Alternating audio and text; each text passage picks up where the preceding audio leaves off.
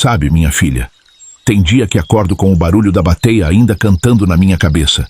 É um som que não sai da gente, mesmo depois de tanto tempo. Tum tum tchá, tum tum tchá. Hoje, com 85 anos nas costas, sentado aqui descansando, ainda sinto o cheiro da terra molhada, do café requentado e da pólvora no ar. Meu nome é Joaquim, mas todo mundo me conhecia como Kim do Garimpo. Nasci em 1940 numa casinha de barro. Minha história com o ouro começou cedo demais, antes mesmo de eu saber direito o que era a vida. Lembro como se fosse hoje. Eu tinha uns 12 anos quando a malária levou minha mãe, Severina. Coitada. Definhou numa rede, amarela que nem o ouro que depois mudou nossa vida. Depois disso fui criado pela minha avó, Dona Teodora. Uma mulher severa que nem mandacaru, dessas que não dobrava nem com vendaval. Menino, ela sempre dizia, tem riqueza que é bênção e tem riqueza que é maldição. Na época eu não entendia, mas hoje, Ave Maria, como entendo. Foi em 1952 que vi ouro pela primeira vez.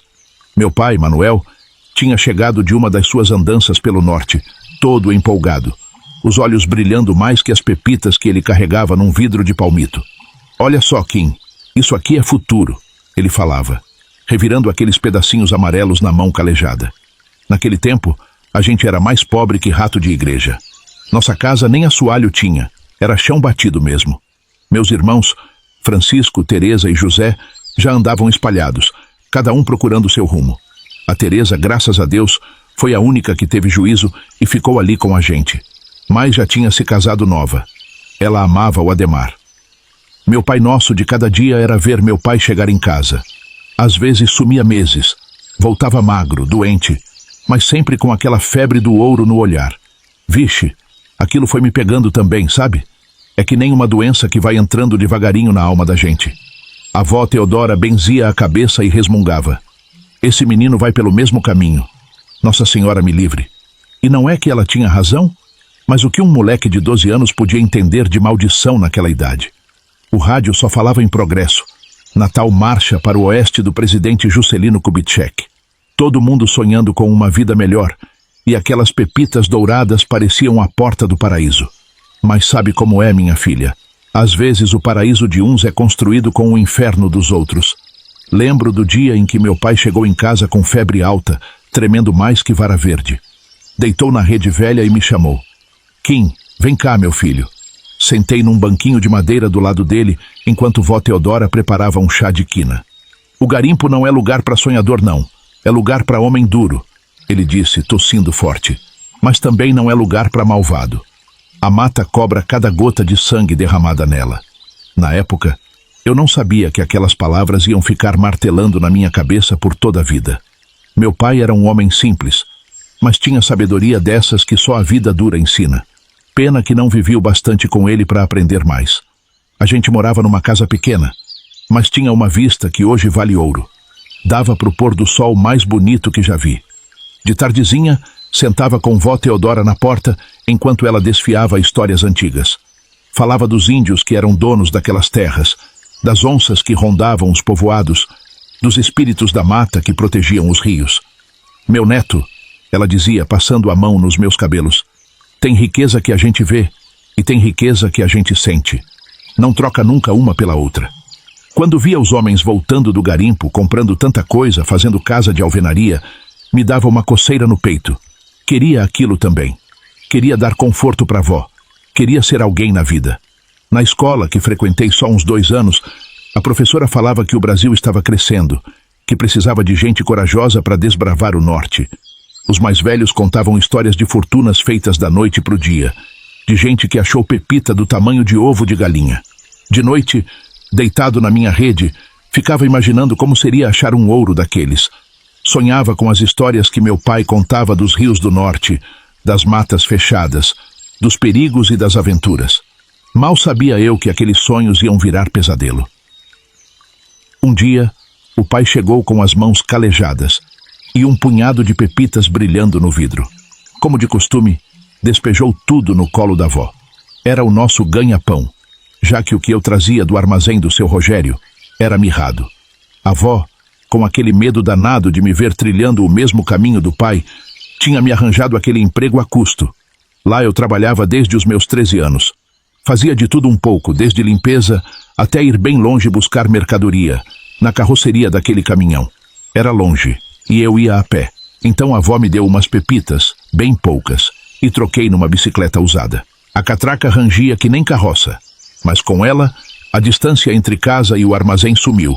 Fiquei faceiro da vida. Foi em 58 que tudo mudou. Tinha acabado de fazer 18 anos quando meu pai chegou em casa numa rede, carregado por 2 companheiros. Tinha levado um tiro numa briga de garimpo. Aquela cena foi a mais triste que já vi na vida. Os companheiros que trouxeram ele contaram como foi. Disse que teve uma discussão por causa de uma área rica em ouro, dessas que todo mundo quer para si. Meu pai tentou apartar a briga, sempre foi homem de paz. Mas naquele lugar, até a paz virava guerra. O tiro pegou nas costas, covarde demais. Morreu nos braços do compadre Zé Bigode, pedindo para cuidar de nós. O pior não era só a morte, era o jeito. Homem trabalhador morrer assim, pelas costas, sem poder se defender. Na noite do velório, enquanto os vizinhos rezavam o terço, eu fiquei olhando para ele no caixão simples de pinho. As mãos calejadas de tanto trabalho, agora cruzadas no peito, pareciam contar toda a história de sofrimento da nossa gente. Vó Teodora acendeu uma vela grossa benta e colocou junto com o terço dele. Para alumiar o caminho, ela disse. Mas eu sabia que era mais que isso. Era para espantar as sombras que já começavam a se formar ao redor da nossa casa. As sombras da vingança que começavam a me perseguir. Minha irmã Teresa estava arrasada demais. Seu marido Ademar e seus 2 filhos pequenos estavam lá também. As crianças correndo e brincando. Mal sabiam elas a dor que sua mãe estava enfrentando. Enterramos ele num fim de tarde, com o mesmo pôr do sol bonito de sempre no horizonte. Minha vozinha era a mãe do meu pai, e naquele dia, uma parte dela foi enterrado junto com ele. Juntei as forças que ainda tinha, e fiz 2 promessas: cuidar da avó Teodora e encontrar quem tinha matado meu pai. Depois do enterro do meu pai, passei 3 dias sem conseguir comer direito. O café da manhã que vó Teodora fazia, aquele café forte com broa de milho que ele tanto gostava, agora descia amargo, parecendo fel. A rede dele, ainda armada no canto da sala, ninguém tinha coragem de despendurar. O chapéu velho de palha continuava pendurado no prego da parede, como se esperasse ele voltar para buscar. Quem já perdeu alguém deve saber. Aquela sensação estranha que dá na gente. Parece que a pessoa vai aparecer a qualquer momento como se nada tivesse acontecido. As noites eram as piores, minha filha. Ficava revirando na rede, ouvindo o choro baixinho da avó no quarto dela. Ela pensava que eu não escutava, mas ouvia sim. Era um choro diferente, sabe? Daqueles que vêm lá do fundo da alma que nem reza consegue acalmar. De dia ela se fazia de forte, mas de noite a dor pegava ela de jeito. O que mais me doía era lembrar do jeito dele. Manuel Ferreira da Silva, homem simples, mas de palavra, daqueles que olhava nos olhos para conversar. Tinha um jeito especial de coçar a barba quando estava pensando, e uma risada que fazia a casa inteira tremer. Agora, só o silêncio tremia nas paredes. Lembro do último domingo que passamos juntos, antes dele partir para o garimpo pela última vez. Fez aquele almoço que só ele sabia fazer. Feijão com jabá, farinha e uma pimenta que ardia até a alma. Comida de homem, ele dizia, servindo mais um pouco no meu prato. Você tá ficando grande, meu filho. Precisa ter sustância. Naquela época não tinha esse negócio de psicólogo, de remédio para depressão. A gente engolia o choro com farinha, rezava um Pai Nosso e seguia em frente. Mas tem dor que não passa, só aprende a carregar. É igual cicatriz. A ferida fecha, mas a marca fica para sempre. A dor da perda foi me transformando aos poucos, igual fogo que vai moldando o ferro. Cada cantinho daquela casa tinha uma lembrança dele que me cortava o coração. O banco da varanda onde ele sentava para contar histórias do garimpo, o facão dele ainda pendurado atrás da porta. Até o cheiro do fumo de corda que ele mascava ainda parecia estar no ar. Teve uma noite, uns 15 dias depois do enterro, que acordei com vó Teodora conversando sozinha na cozinha. Fui chegando devagarzinho e vi ela fazendo café, servindo 2 xícaras, uma para ela e outra para o lugar vazio onde meu pai costumava sentar. Manuel, ela dizia baixinho, esse menino tá igual você, com aquela febre do ouro no olhar. Me ajuda a proteger ele daí de cima. Nessa hora, minha filha, senti um nó na garganta que quase me sufocou. Voltei para o quarto sem fazer barulho, mas não consegui mais dormir. Fiquei pensando em quantas manhãs tinha visto os dois tomando café juntos. Meu pai sempre com pressa. Vó Teodora resmungando que ele precisava comer mais. Os vizinhos vinham visitar, traziam café, broa, cuscuz. Dona Sebastiana, parteira antiga da região, passava todo o fim de tarde. Sentava com vó Teodora no banco da varanda e ficavam as duas relembrando histórias do meu pai quando era menino. Era arteiro que só ele, diziam, e davam aquelas risadas tristes de quem ri para não chorar. A avó coitadinha já tinha perdido 3 filhos com meu pai, fora os outros que estavam perdidos por aí, sem saber se estavam vivos ou mortos. Ela era uma mulher durona, não chorava na frente de ninguém. O pior era quando chegava domingo, dia que ele sempre estava em casa, quando não estava no garimpo. Era dia de fazer pamonha, de jogar conversa fora, de contar caso. Agora o domingo virou o dia mais silencioso da semana. Vó Teodora ia para a missa das 6, voltava, acendia uma vela no oratório e passava o dia mexendo no baú velho, onde guardava as coisas dele. Uma vez, ela me chamou para ver essas coisas. Tinha a primeira bateia que ele usou, toda riscada de tanto uso. Uma camisa azul que ele dizia dar sorte. Um vidro com as primeiras pepitas que achou. O registro de batismo dele amarelado pelo tempo. Cada coisa que ela tirava do baú vinha com uma história, uma lembrança que fazia a saudade doer mais ainda. À noite, eu subia no telhado de casa, costume que peguei com meu pai. Ficava olhando as estrelas e lembrando dele, dizendo que cada estrela era uma pepita de ouro que Deus tinha deixado cair no céu. Mas as verdadeiras riquezas, meu filho, ele sempre completava. Tão é aqui embaixo, na terra, no sorriso de quem a gente ama. Uma semana depois, achei a carteira dele dentro do bolso da calça suja de barro. Tinha umas notas amassadas, um santinho de São Cristóvão e uma foto da família. Uma das únicas que tinha a gente junto. Meus irmãos. E inclusive a mamãe. Toda amarelada. Encontrei também o caderninho dele. Desses de bolso. Todo rabiscado com contas de ouro. Nomes de lugares e pessoas.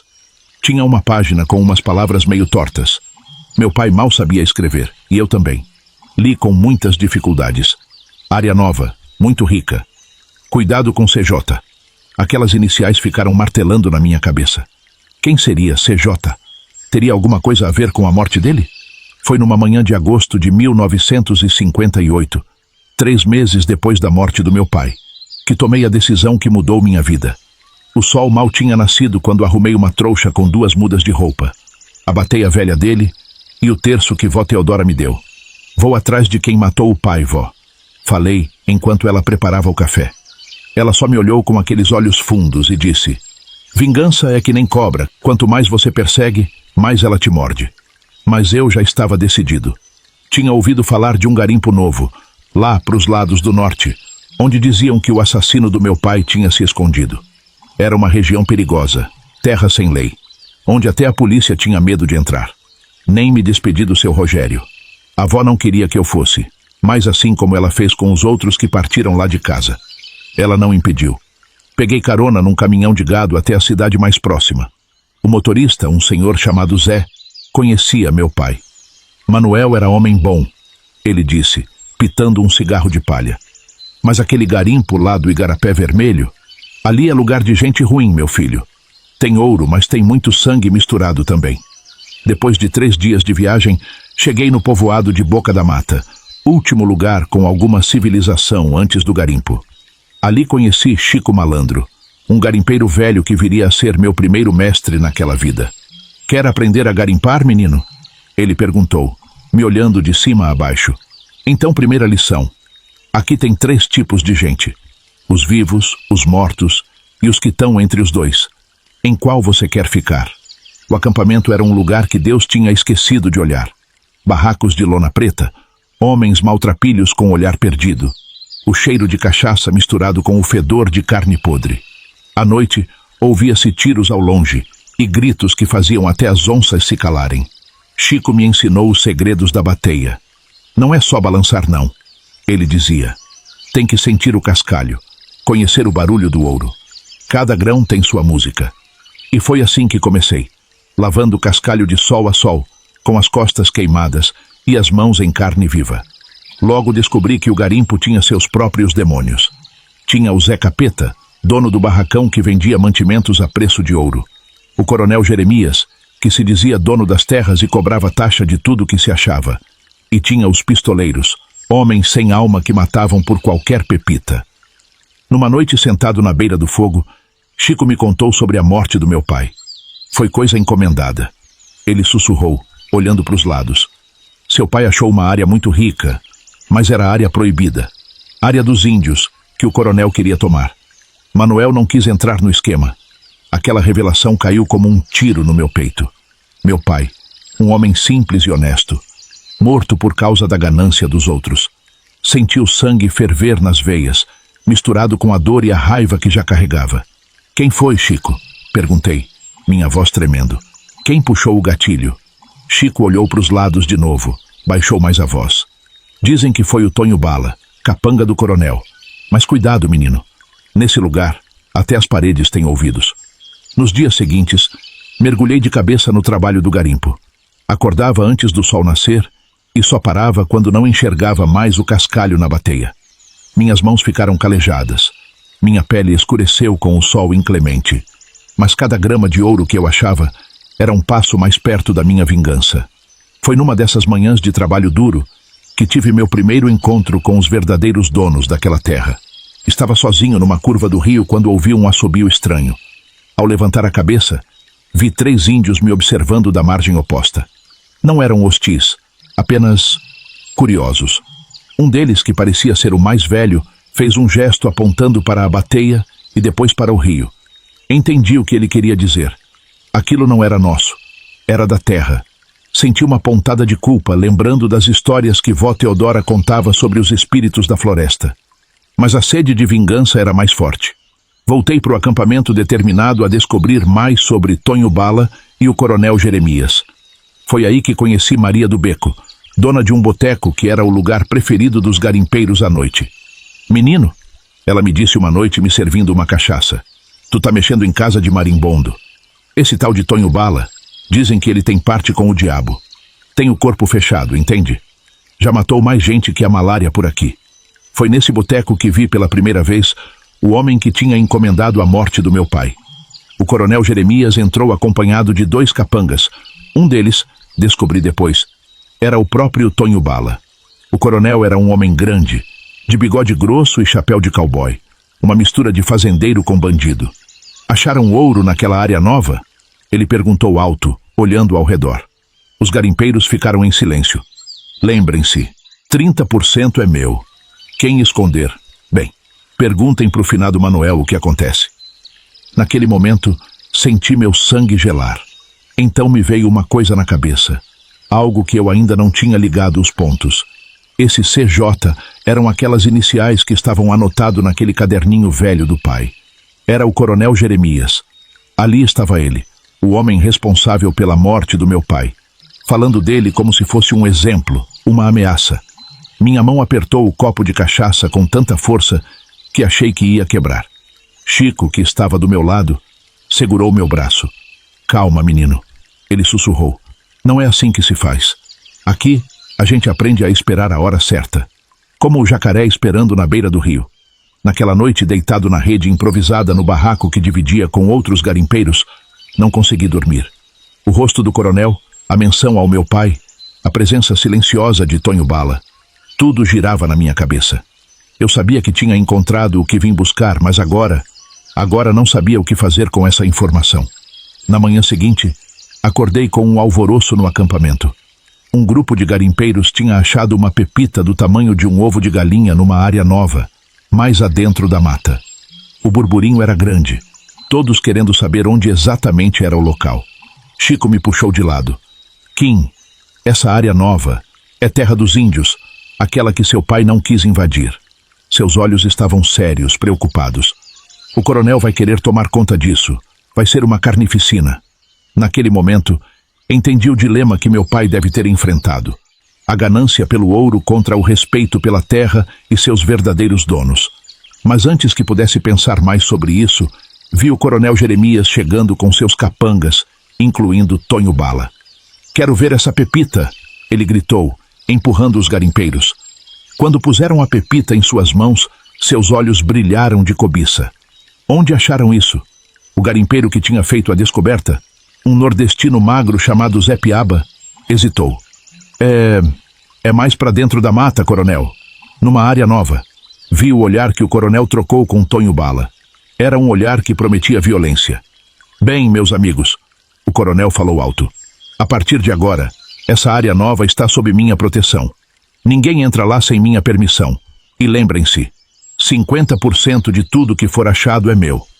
Houve um murmúrio de protesto. O coronel tinha aumentado sua taxa de 30% para 50%, mas ninguém ousou desafiar abertamente. Naquela tarde, enquanto trabalhava no rio, vi movimento na margem. Era um grupo de índios, mais numeroso dessa vez. Eles observavam os garimpeiros com uma mistura de curiosidade e apreensão. Entre eles, reconheci o velho que tinha visto antes. Movido por um impulso que não entendi na hora, larguei minha bateia e fui até eles.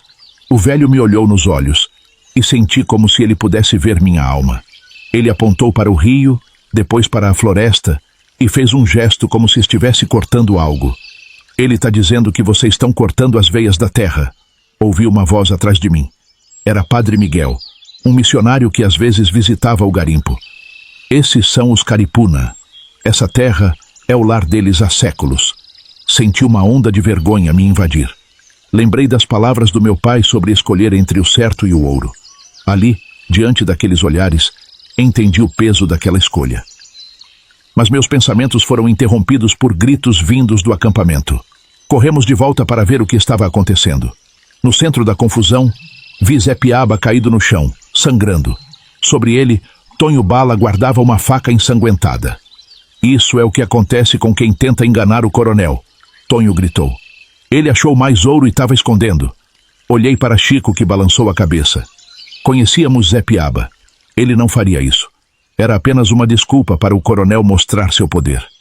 Naquela noite, enquanto o acampamento fervilhava com o medo e a tensão, tomei uma decisão. Não podia mais ficar parado. Tinha que fazer algo. Não só por meu pai, mas por todos que estavam sofrendo ali. Bom, voltando à história de Zé Piaba, que ficou gravada na minha mente. Aquela noite, deitado na rede improvisada no barraco, não consegui pregar o olho.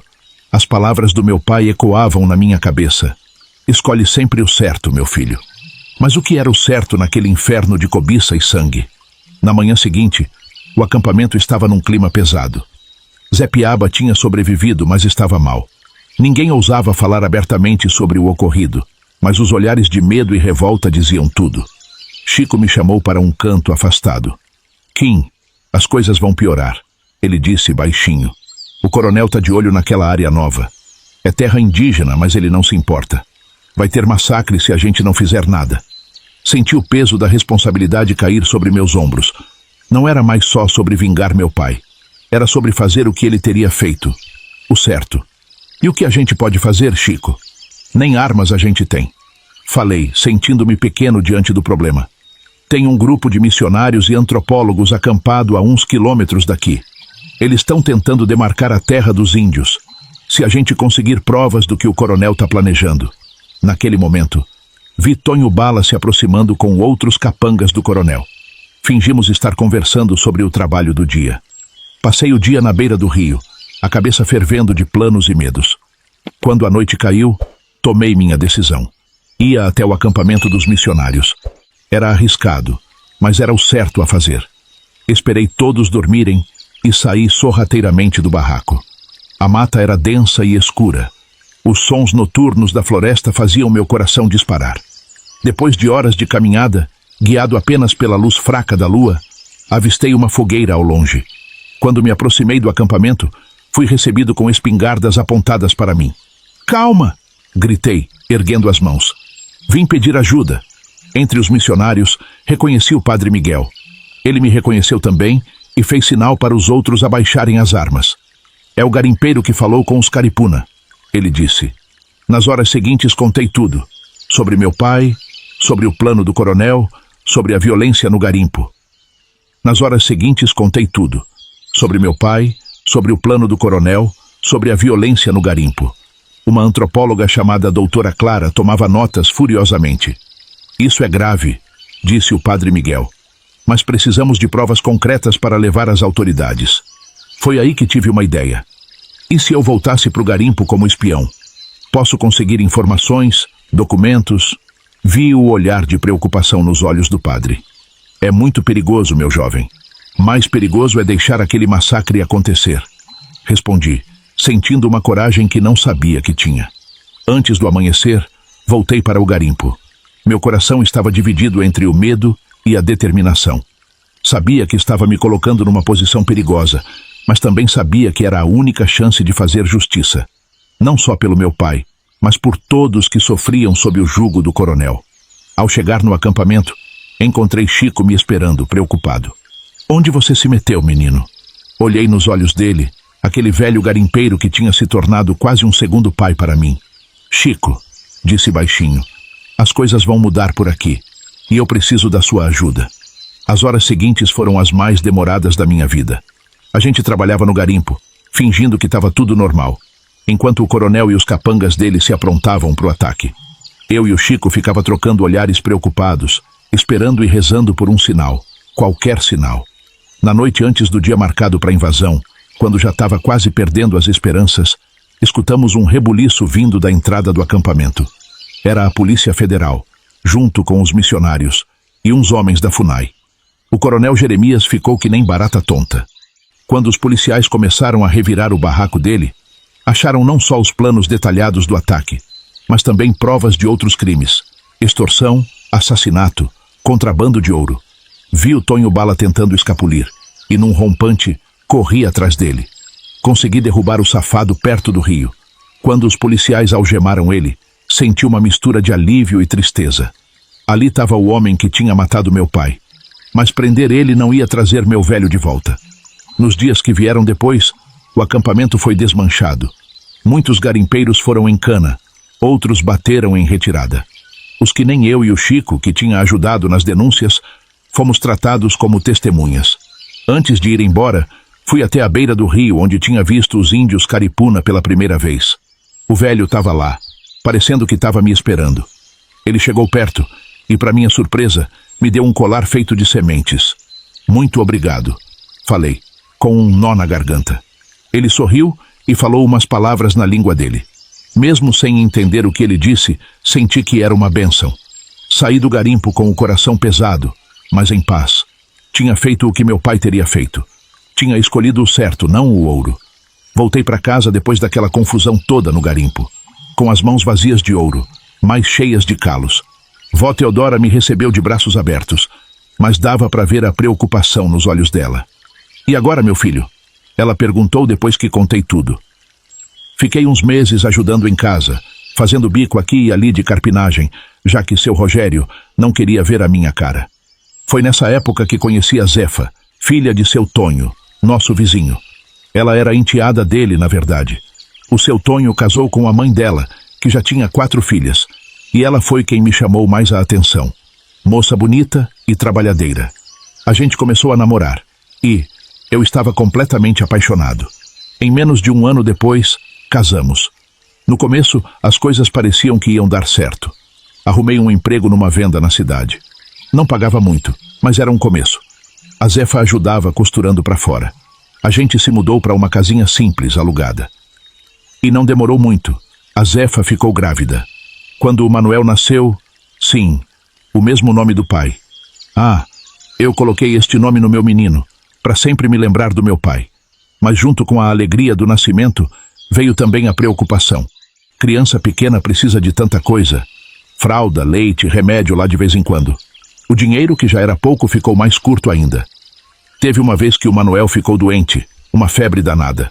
Não tinha dinheiro para o remédio. Passei a noite em claro, me remoendo de preocupação. No fim, foi a vó Teodora que salvou a situação com seus chás e suas rezas. O tempo foi passando, e as dificuldades só aumentavam. O salário da venda não dava para nada. Comecei a fazer bico de pedreiro nos fins de semana. A Zefa pegava mais costura, às vezes virava a noite trabalhando. Mesmo assim, era difícil fazer o dinheiro chegar até o fim do mês. Teve uma época que a gente só comia feijão com farinha. Carne virou luxo, só de vez em quando. As contas se acumulavam. Aluguel, gás, água. Cada vez que chegava uma conta, era um aperto no coração. As noites eram as piores. Deitado na cama, eu ficava virando de um lado para o outro, pensando no que fazer. Às vezes, me pegava lembrando do garimpo, de todo aquele ouro.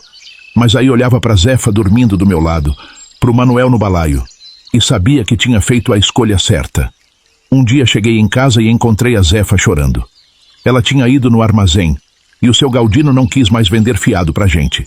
Naquela noite, jantamos o resto de farinha que tinha em casa.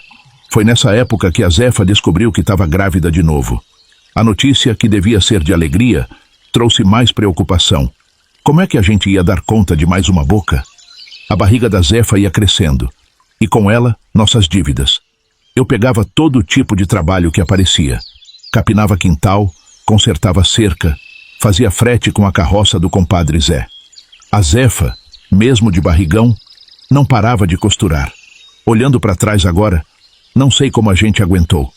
A vida estava difícil, sem dúvida, mas a gente tinha um ao outro. Tinha saúde, tinha esperança.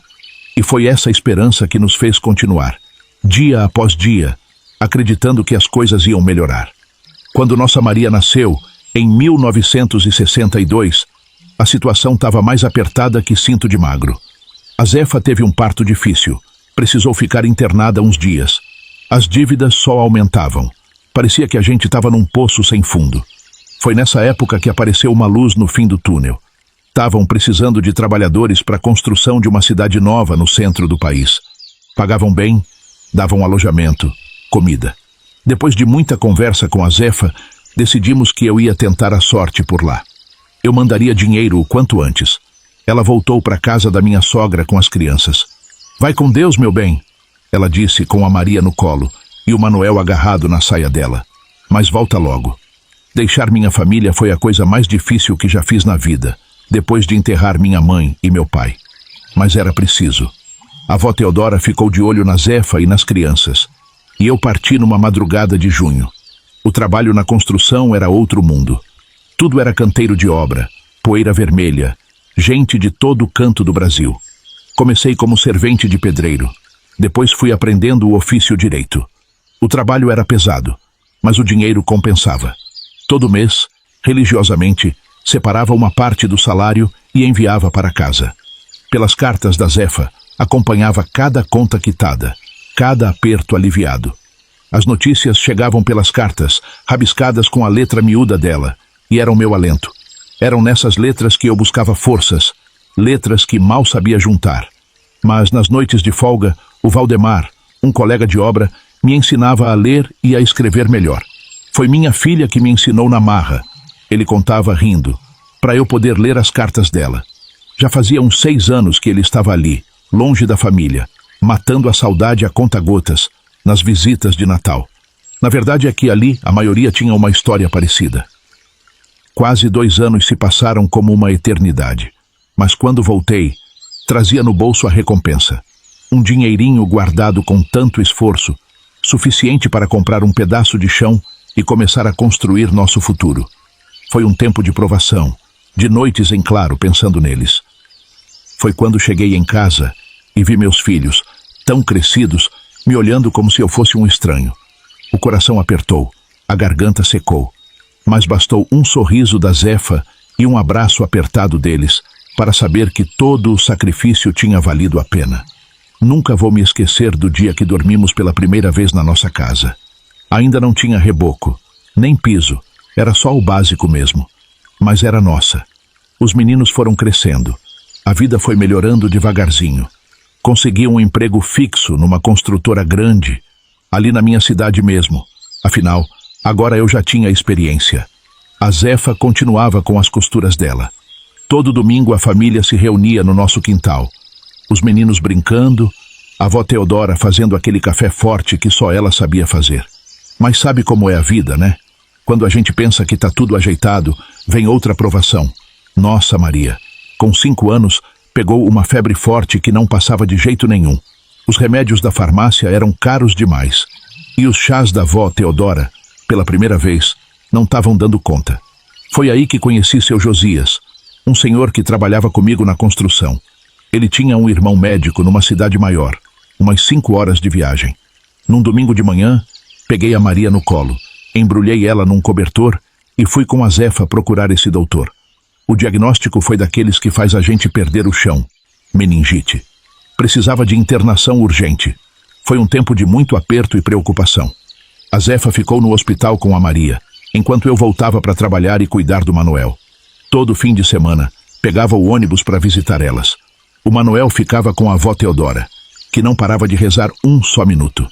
Meu filho, dizia a avó Teodora, às vezes Deus permite o sofrimento para a gente dar valor nas pequenas alegrias.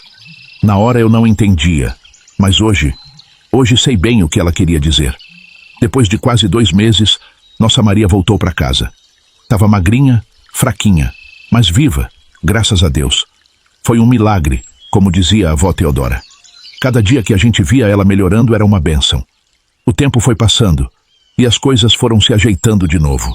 O Manuel, já com 12 anos, começou a me ajudar na construção depois da escola. Era um menino bom, responsável. A Maria se recuperou completamente e virou uma mocinha esperta, igual à mãe. A vida foi seguindo seu rumo, com suas alegrias e tristezas. Em 1975, perdemos a avó Teodora. Encontramos ela caída no chão da cozinha, o terço entre os dedos. A dor foi grande, grande mesmo. Ela era o coração da família, sabe? Sempre com uma palavra de conforto, um conselho sábio, um chá milagroso para qualquer problema. No dia que ela se foi, senti como se uma parte de mim tivesse ido embora também. Foi nessa época que os sonhos com meu pai começaram a ficar mais frequentes. Era sempre o mesmo cenário. Ele sentado na varanda da casa da avó, pitando aquele cigarro de palha que ele tanto gostava. Mas agora, a avó Teodora estava lá também, do lado dele. Os sonhos continuaram vindo. Às vezes era só meu pai sentado em silêncio, sorrindo para mim. Outras vezes, a avó Teodora estava lá também, fazendo café no fogão a lenha. Tinha noites que eu acordava sentindo o cheiro daquele café, tão real que chegava a dar água na boca. Uma vez, sonhei que estava no garimpo de novo. Vi meu pai de longe, na beira do rio. Quando cheguei perto, ele apontou para a água e disse: "Olha bem, meu filho, o verdadeiro ouro não está aqui não." Aí ele apontou para o céu, e eu vi a imagem da minha família refletida nas nuvens. Esses sonhos foram um consolo e tanto naqueles tempos difíceis depois que a avó se foi. Era como se meu pai e ela tivessem encontrado um jeito de continuar cuidando da gente, mesmo lá do outro lado. A vida estava seguindo seu rumo quando a Zefa começou a reclamar de umas dores no baixo ventre. No começo, ela disfarçava, não queria preocupar ninguém, mas com o tempo, ficou difícil de esconder. Eu percebia ela fazendo careta quando se abaixava para pegar algo no chão, ou o jeito que ela segurava a barriga quando achava que ninguém estava olhando. Uma noite, acordei com ela gemendo baixinho do meu lado na cama. Estava suando frio, a pele pálida que nem papel. Foi aí que eu disse: "Chega, mulher. Amanhã cedo a gente vai no médico, nem que eu tenha que te carregar." O doutor da cidade pequena examinou ela e fez uma cara feia. Mandou a gente para a cidade grande fazer uns exames. Foram semanas de espera, de angústia. Cada dia que passava, a Zefa ficava mais fraca, mais abatida. Ela, que sempre foi forte que nem uma aroeira, agora mal conseguia ficar de pé para fazer o almoço. Quando o resultado chegou, foi como se o chão tivesse sumido debaixo dos meus pés. Tumor no ovário, já bem avançado. O médico falou um monte de palavra complicada, mas o que ficou na minha cabeça foi: precisamos começar o tratamento o quanto antes. Ver minha Zefa passando por aquilo era triste demais. O cabelo dela, que era preto e brilhoso, começou a cair. A pele foi ficando amarelada. Os olhos, que sempre tiveram um brilho de alegria, agora estavam fundos, cansados. As noites eram as piores. Ela não conseguia dormir direito por causa da dor. Ficava se revirando na cama, às vezes chorando baixinho para não me acordar. Mas eu estava sempre acordado. Aquilo mexia muito comigo. E com as crianças. Minha sogra e cunhadas sempre nos ajudaram com as crianças, quando a gente tinha que ir para a capital. Teve dias que a Zefa não conseguia nem levantar da cama. Eu dava banho nela, ajudava a comer, trocava os lençóis suados de febre. O pior era ver o sofrimento dela e não poder fazer nada. Teve uma vez que ela estava sentada no quintal para tomar uma fresca. Então ela disse: "Kim, acho que não vou ver nossa jabuticabeira dar fruto de novo."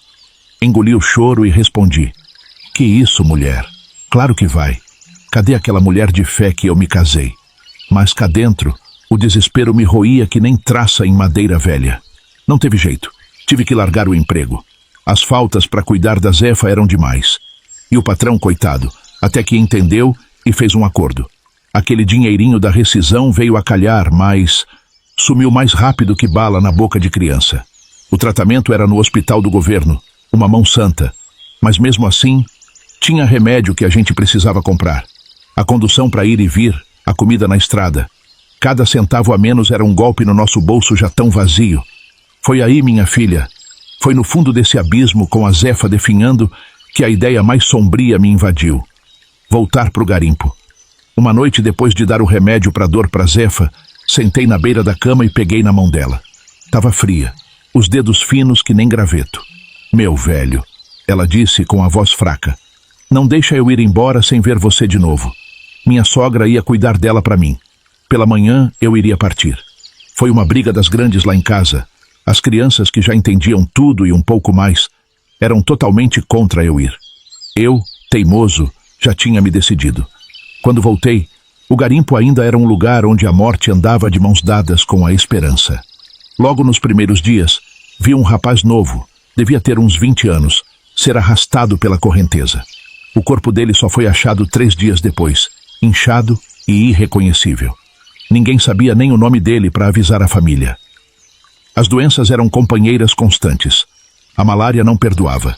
Vi homens fortes definharem em questão de dias, tremendo de febre, delirando.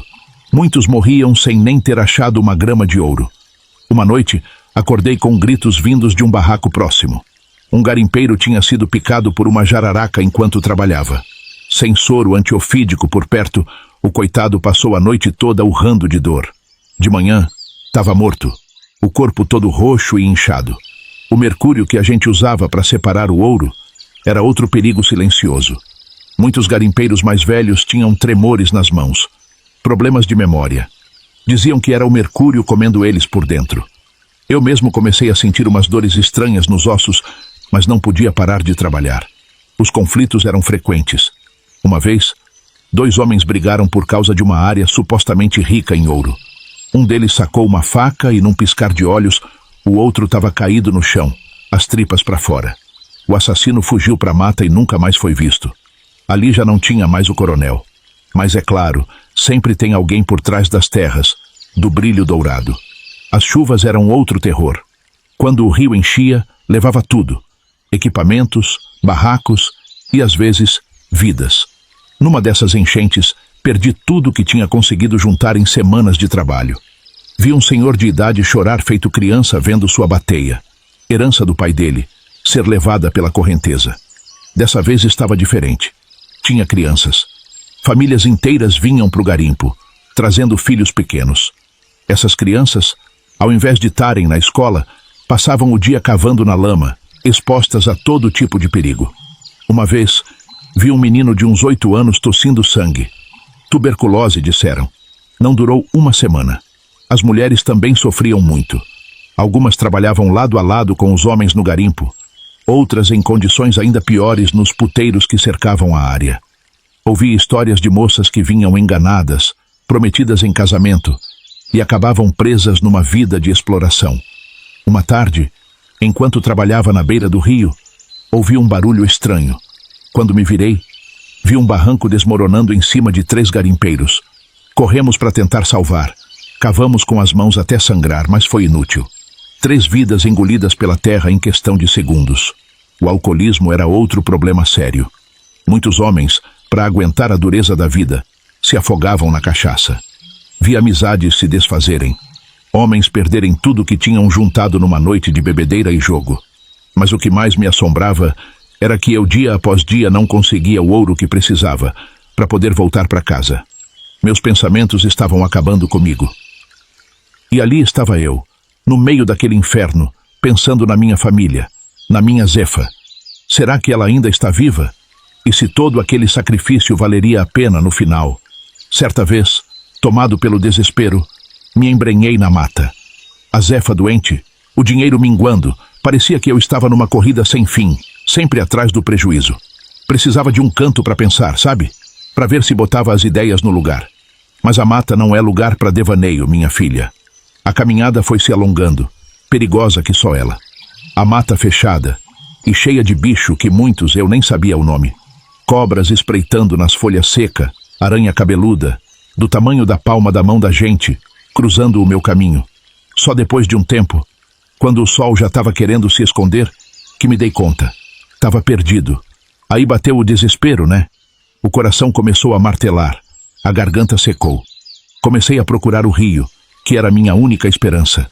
Caminhei mais um bocado, tropeçando em raiz, desviando de galho, até que, prestando bem atenção, comecei a escutar o barulho da água. Corria forte entre as pedras, a mata fechada dos dois lados. Aquele som foi que nem um alívio, um farol na escuridão. Sem pensar muito, peguei a bateia, minha velha companheira, e resolvi trabalhar. Mas a cabeça não estava ali, não. A cada balançada na água, a raiva ia crescendo, o desespero ia tomando conta. Comecei a me sentir meio enlouquecido, sabe? Um ódio de Deus, uma revolta danada. Por que, meu Deus? Gritei com a voz embargada. Por que tanta desgraça na minha vida? Eu só queria uma vida sossegada, uma família feliz. Por que o Senhor não me ajuda? Gritei com toda a força que tinha, a voz ecoando na mata, para ver se ele me escutava, se fazia um milagre. Mas o silêncio foi a única resposta. Eu não conseguia parar de chorar e gritar feito louco, enquanto eu mexia aquela bateia com força. E nada, minha filha. Nem um brilho de ouro, nem um sinal de esperança. Foi então, no meio daquele desabafo, que eu vi ele. Do outro lado do rio, parado que nem uma estátua. Aquele índio velho caripuna. O mesmo que lá atrás me deu aquele colar feito de sementes. Aquele colar que, sei lá por quê, eu sempre carregava comigo. Então o velho, como sempre fazia, com um gesto, ergueu a mão e apontou para o outro lado do rio. Um gesto simples, mas carregado de um significado que eu, naquele momento, não conseguia alcançar. Me senti envergonhado, sabe? De ter sido flagrado chorando daquele jeito, botando para fora toda a amargura que me corroía por dentro. Mas, com um respeito quase instintivo, obedeci. Deixei a bateia de lado e comecei a caminhar rio acima. O velho, do outro lado, acompanhava meus passos, mantendo sempre a mesma distância. Depois de um bom pedaço de chão, avistei uma ponte velha, quase caindo aos pedaços, que cruzava o rio. Passei para o outro lado, sentindo a madeira estralar todinha.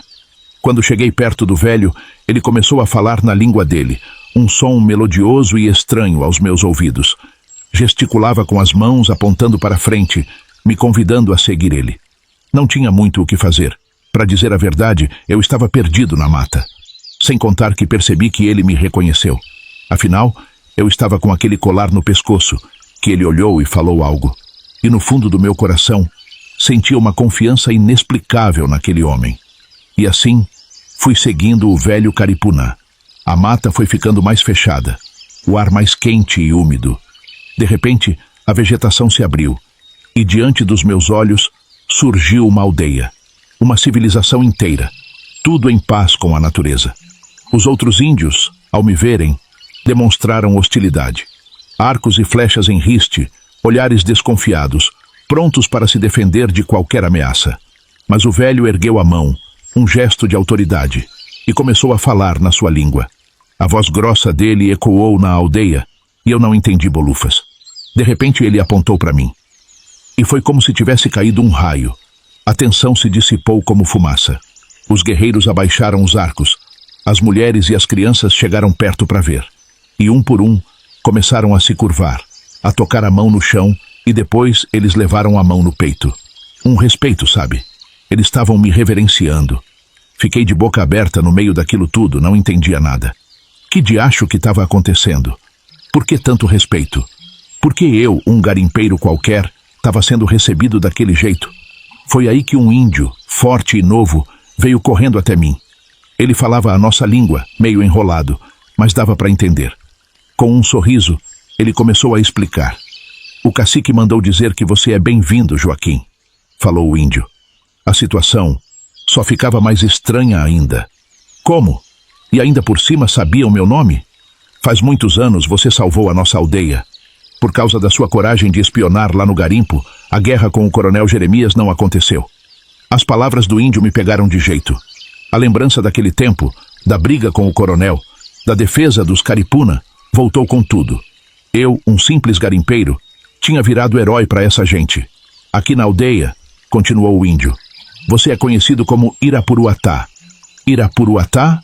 Perguntei sem entender. O índio sorriu. Quer dizer, aquele que canta pela paz. Você lutou para nossa voz ser ouvida, para nossa terra ser respeitada. Por isso você é Irapuruatá. Naquele momento as lágrimas vieram de novo. Mas não era de tristeza, de desespero. Era de alegria, de gratidão, de ver que a minha vida, mesmo com tanto sufoco, tinha um valor. Um valor que eu nem imaginava. Então, fui convidado a passar a noite ali. Já estava escuro, a noite chegando rápido. O calor do dia ia sumindo, dando lugar a um frescor gostoso, vindo da mata. O cacique, com um gesto, me indicou uma oca grande, espaçosa, feita de palha e madeira. Era a oca dos hóspedes, me explicaram. Ali, eu poderia descansar e me sentir à vontade. A vida na aldeia, naquela época, era simples, mas cheia de significado. Os Caripuna viviam em harmonia com a natureza, tirando dela o sustento e respeitando seus limites. A caça, a pesca e a agricultura eram as principais atividades. Plantavam mandioca, milho, feijão, banana, tudo orgânico, sem veneno, como a terra dava. As casas eram construídas com materiais da floresta: madeira, palha, cipó. As paredes eram feitas de barro, amassado com os pés e as mãos. O chão era de terra batida, limpo e bem cuidado. Dormiam em redes de algodão, tecidas pelas mulheres da tribo. A gente se juntou em volta da fogueira. Contavam causos que o índio novo, o Curumim, era esse o nome dele, um nome bonito que significava menino na língua deles. Ia me explicando como podia o que estava acontecendo.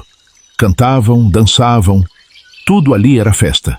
As crianças corriam para lá e para cá, sem se preocupar com nada. Os mais velhos ensinavam os mais novos, mostrando os segredos da mata, as tradições da tribo, o que era certo e o que era errado. Me ofereceram para comer um peixe assado na folha de bananeira, daqueles que desmancha na boca. Tinha também beiju de tapioca, macio e gostoso, e umas frutas que eu nunca tinha visto antes, docinhas que nem mel. Comi com a mão, que nem eles, sentindo o gosto da comida, o calor do fogo, a alegria daquela gente. Dei graças a Deus quando eles me deram a janta. Já estava até tremendo de tanta fome. Naquela noite, me convidaram para participar da roda. Me ofereceram um lugar perto do fogo, me deram um cachimbo com tabaco para fumar. A fumaça, com um cheiro forte e adocicado, me relaxou e me fez esquecer um pouco dos meus problemas. O cacique começou a contar histórias antigas, lendas da tribo, feitos de seus ancestrais. Falava de heróis que lutaram contra os invasores, de deuses que protegiam a floresta, de animais que ensinavam lições importantes. Depois as mulheres começaram a cantar. Canções tristes, canções alegres, canções que falavam de amor, de saudade, de esperança. Os guerreiros dançaram, com seus corpos pintados com urucum e genipapo. Movimentos fortes e sincronizados que imitavam os animais da floresta. O jaguar, a onça, o macaco. Uma demonstração de força, de agilidade, de respeito pela natureza. Antes de dormir, me levaram para tomar um banho no rio. A água fria e cristalina me revigorou, lavando não só o meu corpo, mas também a minha alma. Me senti purificado, renovado, pronto para enfrentar o que viesse pela frente. Deitei na rede, macia e confortável. O sono veio rápido, embalado pelo som da mata, pelo canto dos grilos, pelo murmúrio do rio. Dormi como não dormia há muito tempo, um sono profundo e reparador. Naquela noite na aldeia Caripuna, eu me senti acolhido, respeitado, amado. Senti que fazia parte de algo maior, de uma comunidade que valorizava a vida, a natureza, a paz. E pela primeira vez em muito tempo, eu senti esperança. A esperança de que, mesmo diante de tanta dificuldade, ainda era possível encontrar um caminho, um sentido para a minha vida. No dia seguinte, o sol nasceu forte, anunciando um novo tempo. A noite na aldeia Caripuna me fez refletir. Resolvi que era hora de voltar para casa. Iria valorizar mais a vida que eu tinha. A Zefa, meus filhos, a minha casa, era isso que importava. Comuniquei minha decisão ao cacique. Araquém, era esse o nome dele, um nome forte, que transmitia liderança e sabedoria. Escutou tudo quietinho, sem me interromper. Curumim, como sempre, ia traduzindo o que eu falava. Eu disse a ele sobre a condição da minha esposa, que precisei deixar ela moribunda, para tentar arrumar algum dinheiro. Quando terminei de falar, ele sorriu, um sorriso sereno que parecia vir da alma. Irapuruatá fez uma boa escolha, disse Araquém, com sua voz grave e pausada. A família é o bem mais precioso que um homem pode ter.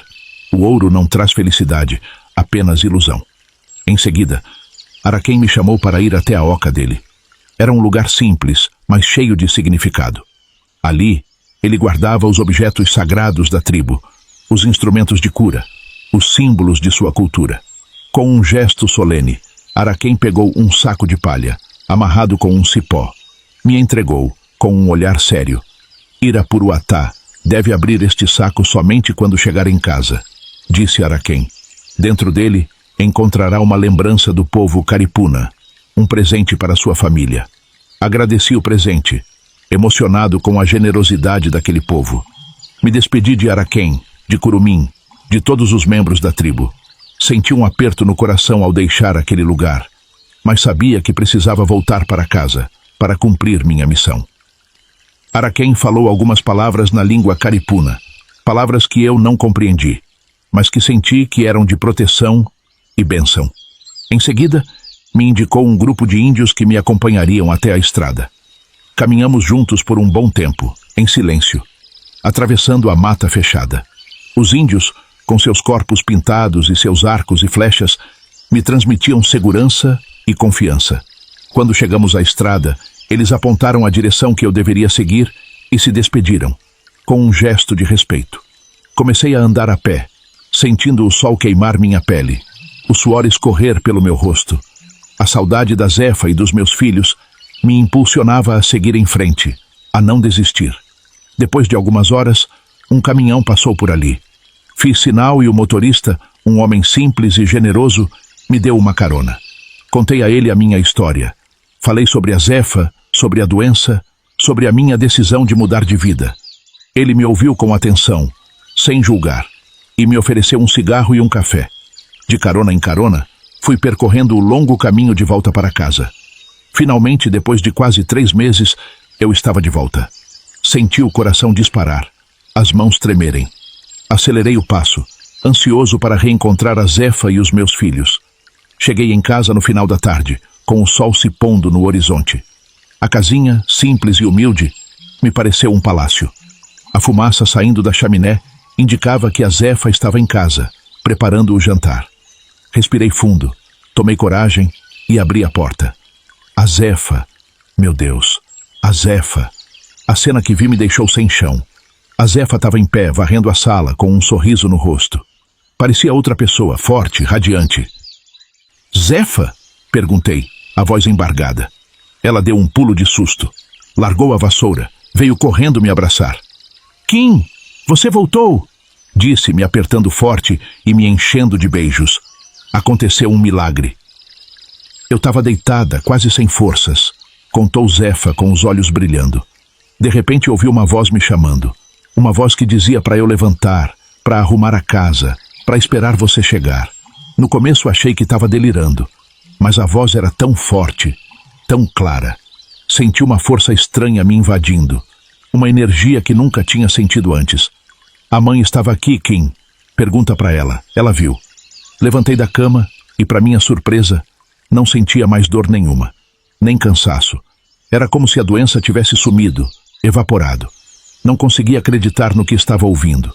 As crianças chegaram correndo, gritando meu nome, me abraçando com força. A casa se encheu de alegria, de risos, de esperança. Minha sogra também me abraçou. Ela disse, você precisa fazer a barba e tomar um banho, Kim. Todo mundo caiu na gargalhada. Naquela noite, depois de nos deleitarmos de tantas saudades, ficamos juntos na nossa cama, abraçados, agradecendo a Deus pelo milagre. Olhei nos olhos da Zefa e vi a vida de volta, o brilho de antes. Senti que tinha renascido junto com ela. Mas depois, me lembrei de uma coisa muito importante. O saco de palha que o cacique Araquém me deu ainda estava fechado. Falei para ela para a gente abrir junto. Abri com cuidado, curioso para saber o que tinha dentro. Para minha surpresa, encontrei um punhado de sementes, iguais às do colar que o velho índio me deu. E no meio das sementes brilhava uma pepita de ouro, grande, muito grande e reluzente como o sol. Naquele momento entendi o significado de tudo. A jornada difícil, o sofrimento, a volta ao garimpo, o encontro com os Caripuna. Tudo tinha um propósito de Deus. Se você acredita que foi Deus quem me guiou até lá, escreva nos comentários o seguinte: o Senhor é o meu pastor, nada me faltará. Esse versículo do Salmo sempre me acompanhou e me lembra que, mesmo nas maiores dificuldades, nunca estive sozinho. Por mais que muitas vezes eu tenha me sentido sozinho, a alegria tomou conta da família inteira. A saúde era o bem mais precioso que a gente tinha reconquistado. E não era só isso, viu?